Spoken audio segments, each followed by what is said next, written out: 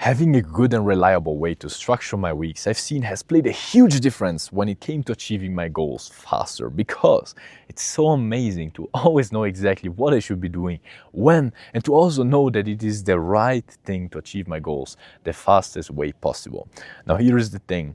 I tried out many things, and in this video I'm going to share with you the one weekly planner that I've developed myself. I've been following since over a year now, and it works like magic. You will literally always know exactly what to do when during the week, and you will also always know that you're actually doing the right thing.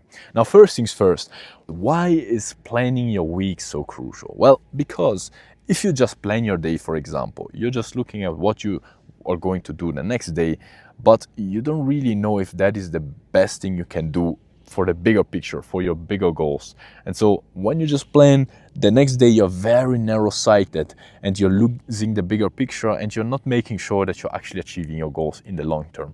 When you're just planning, for example, the month, then you're looking too far ahead, because something might happen next week that requires you to change your plans to achieve your long-term goals. So planning everything you're going to do the next 30 days does make a lot of sense, because things happen, and so you will have to adapt that, that planner throughout that month, and so it doesn't really make a lot of sense. And only planning your year, well, I don't really think I have to say that, because you're just looking at your long-term goals, and it doesn't make sense to be planning what you're going to do in 156 days, right?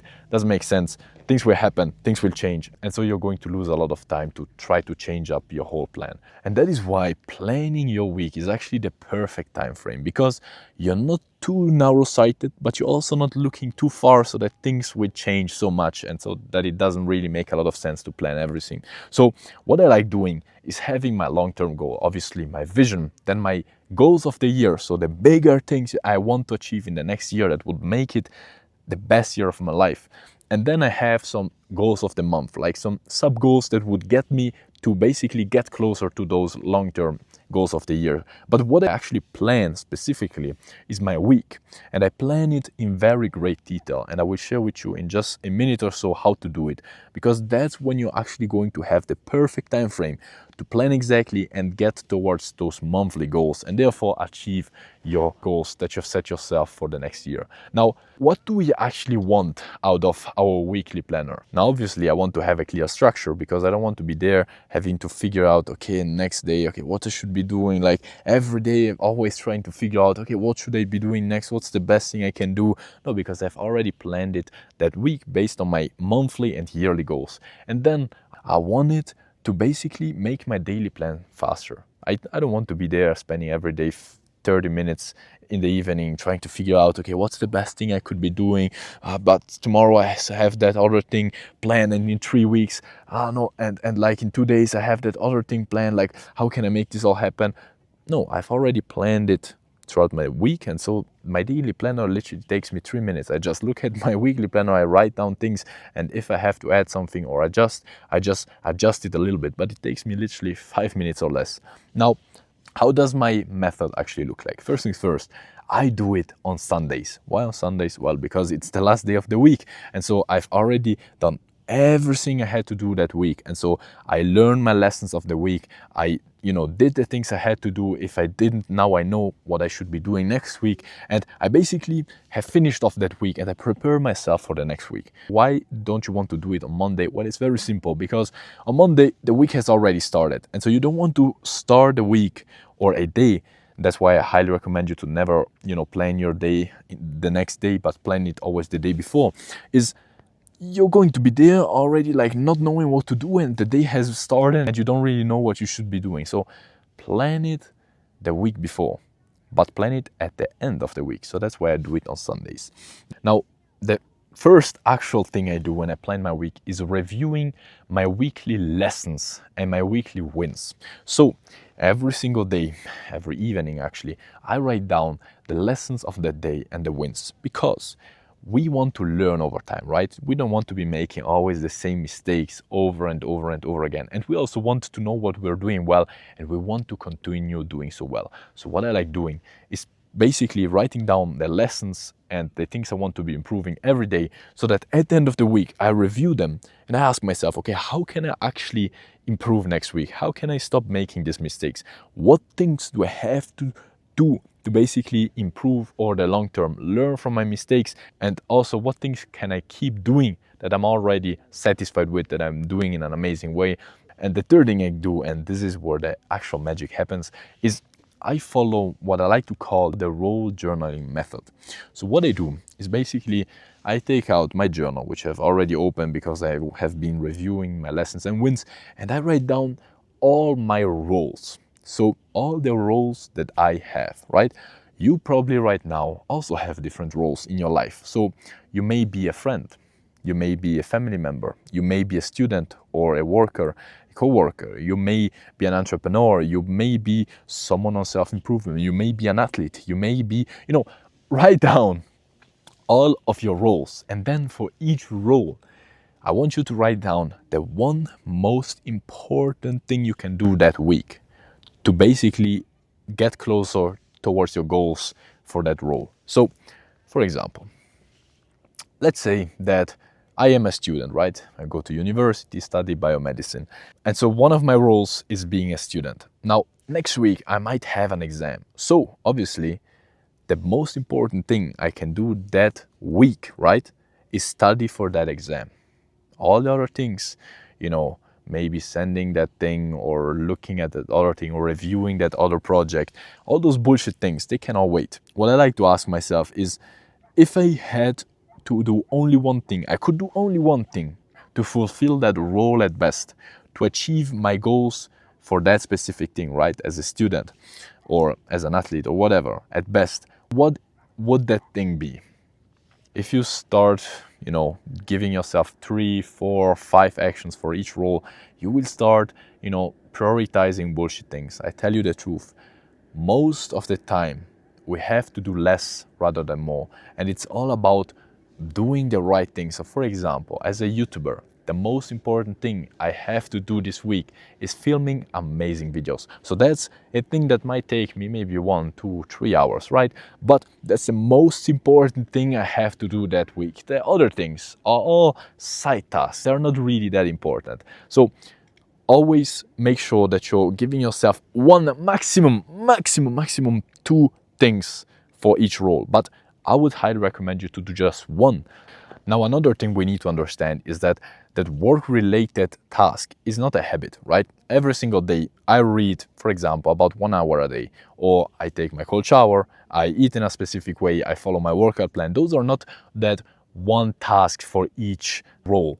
That one task for each role shouldn't be a habit. It should be one action that you have to take. It shouldn't be something that you have to do every day. So what I want you to think about is not writing down habits. When you're identifying that most important action for the week, for that role, don't think about your habits, right? Don't think about things that you do like as a routine. Think about one-time actions, the most important one-time action you need to be following. Now, another thing I like doing is to write down for every week at least one adventure. So this week I wanted to basically be exploring these mountains, and I actually am here having an amazing walk, and I stopped here to film these videos. You don't see the crazy view I have in front of me. You see the amazing view I have behind me, but the one in front, bro, is 10 times better, to be honest. Maybe I'll take a picture afterwards. Here's the thing, I also like adding adventures, so that's kind of like a role I have, like an adventurous person. So that's another little added thing that you might want to consider. And then what I do next is ask myself, what's the best time to take those actions? So I've written all my roles, and for each role I've written the most important one, maximum two tasks for that week, right? And then I ask myself, okay, when do I have to do what, right? For example, I take again the example of the exam. I may have that exam on Friday, so it doesn't make sense to study on Saturday or Sunday, right?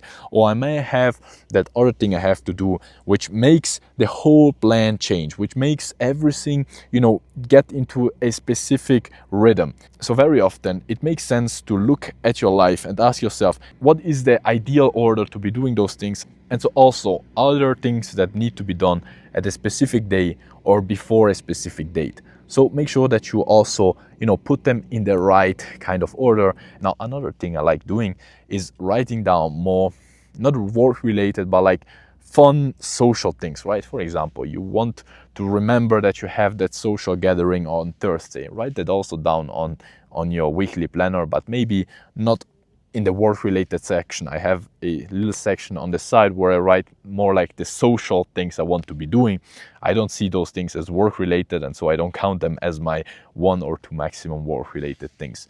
And another thing I like doing is writing down my goals of the week. So I said that I have my goals of the month, and so every week I ask myself, what is the most important thing I have to do to achieve those monthly goals? And very often that is a thing that is related to my roles, right? You might have many different goals. Just ask yourself, to achieve my monthly goals, my bigger, picture goals, what things can I do this week that would get me closer to them? And then just set them as weekly goals. So you have your weekly goals, you have your weekly actions, every day maximum 1 to 2 work related things, you have your social gatherings, and if you want, you also have your adventures. So every evening what I do basically is I take out my daily planner. So as you can see, I do it on paper, and I basically just look at the day of the week. I tick off the things I've done throughout the day, and then I basically go to the next day. I see the work related, the social things, and maybe the adventure if I had planned one for the next day, and I just plan them in my daily planner. So it literally takes me 5 minutes, not even like 2 minutes. Like for example, today I had written banger filming, then I have studying for university, then I have reading, which it's just a habit. I just write it down to remind myself of it, and then calling a friend. That's it, bro. That's literally it. That's my daily planner. But I know that if I actually do these things, then I'm actually getting closer to my goals. And I know that these are the most important things I can do right now, like today, to achieve my goals as quickly as possible. That's why I planned it in my week, and that's why I now have it in my daily planner. So this is literally it. This is how I plan my weeks for optimal productivity. And I'll tell you the truth, this method gets me crazy benefits. Like, it gets me to always know what to do, so I'm always at peace knowing that I'm doing the most important things to achieve my goals.